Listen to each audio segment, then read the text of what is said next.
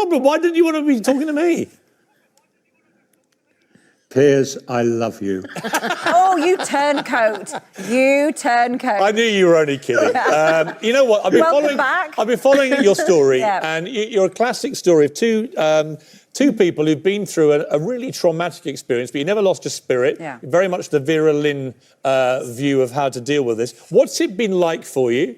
How relieved are you that it's all over for you anyway? And what is your message to people about how we should confront this virus?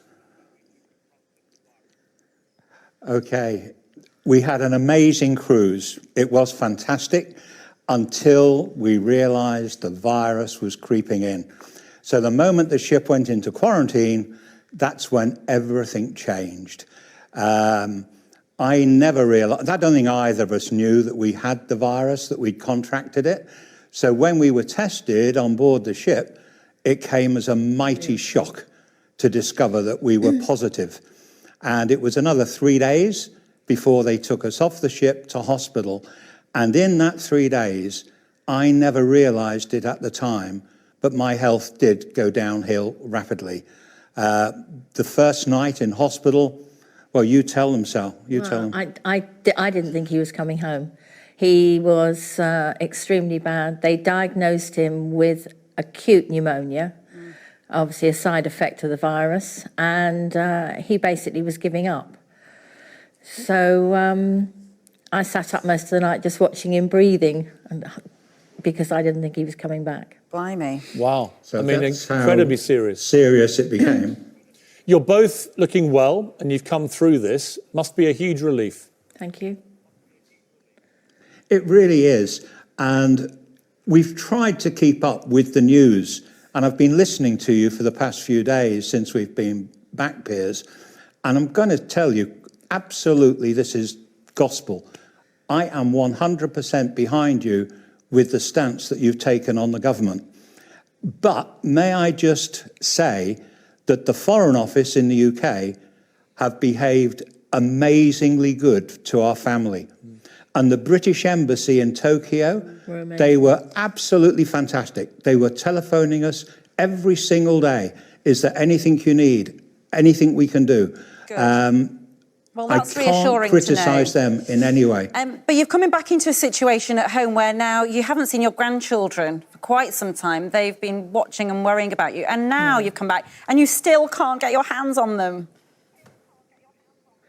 I know. No, well, they're not babies, aged between 11 and 21. So we can talk to them on Facebook, on FaceTime and stuff like that. So it concerns Sally far more than me. I've got the photographs. I can look at them. Yeah. You know, it's an interesting thing, isn't it? I think for a younger generation, even my generation, have never been tested like this. And it's a unique thing.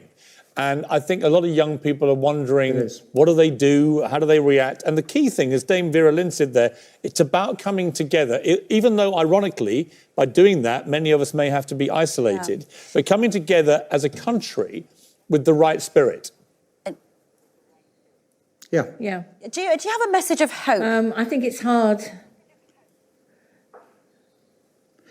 I think the measures that the government is finally taking, if people take notice and abide by them, and we all take responsibility for our own health and our own hygiene, this will be over as quickly as it arrived.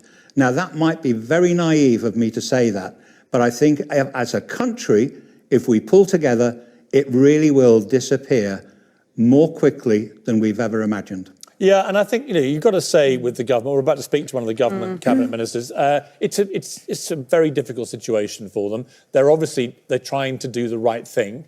The job of journalists like me is to challenge every step of the way and make sure they're doing the right thing. It's not to undermine them or to even say they're wrong necessarily.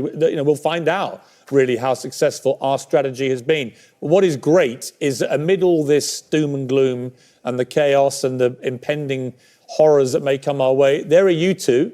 You've been through this, you've had it, and you've come out the other end, and you look great, and it's great to have you on the programme.